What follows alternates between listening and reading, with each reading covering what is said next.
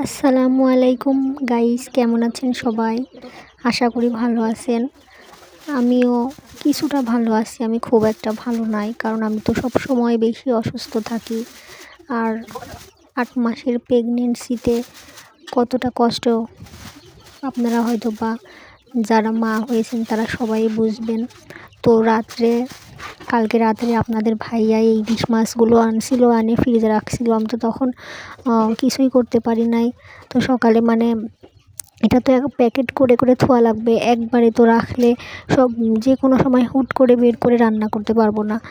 তো আজকে বের করে প্যাকেট করে করে রাখলাম, আর একটা শুধু আজকে রান্না করবার জন্য এই তো আমি কাটছি। তো আমি তো অন্য কোনো মাছ খাই না, শুধু এই মাছটা ছাড়া। তাই আপনাদের ভাইয়া সব সময় চেষ্টা করে আমাকে এই মাছটাই খাওয়ানোর জন্য। আর কি, যতই দাম হোক তবুও আমাকে আনি খাওয়ায়।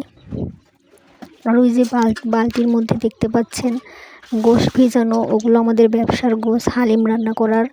আমরা তো হালিম এবং পিঠার ব্যবসা করি, তাই গোশ ভিজিয়ে রাখা হয়েছে ফ্রিজ থেকে বের